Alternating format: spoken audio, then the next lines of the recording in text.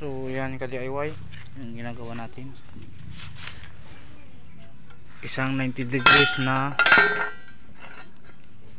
angle bar. Ito po ay 90 degrees para hindi tayo mahirapan mag 45 degrees kung gagawa tayo ng mga tubular or angle bar. Pari ganito po yun ka DIY yan. So halimbawa ganito po yan.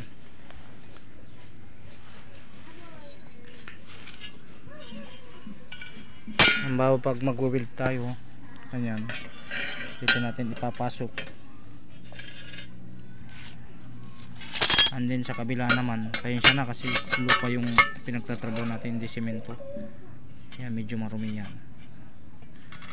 Para hindi na tayo mag-eskwala, hindi na tayo mahirapan, mapabilis yung trabaho natin. So ganyan lang po yung gagawin natin. Yan. Tapos dito may tornilyo po dito, siya pa yung maghihigpit. Ganoon din sa kabila, ito po binutasan ko na. So yan, tornilyo na lang yung kulang dito. So ganyan po, para maka 90 degrees tayo. Yan, ano, skwalado po yan. Yan, skwalado po yan. So yan po yung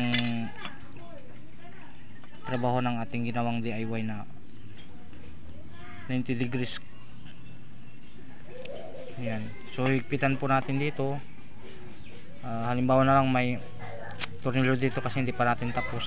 Tapos i-weld na natin dito. I-weld natin dito. Yan. Para hindi na tayo mahirapang mag-eskwala. Mag-eskwala ka na ng mag-eskwala. So gumawa na tayo ng DIY na fabrication na tools. Yan. Ano, ito po ay angle bar na 5mm yung lapad nya, 5mm by 1/4. Yan, yan, ito po yung ito na po yung DIY natin, DIY tools, DIY natin na ginawa. Yan. So hindi pa ito tapos mga ka-DIY, lalagyan pa natin ng butas. Tapos yan, may nabutasan na tayong isa, sa kabila wala pa. Yan. Yan. Tapos pinturahan natin para maganda naman. So hanggang dito na lang muna yung video natin mga ka-DIY. Salamat.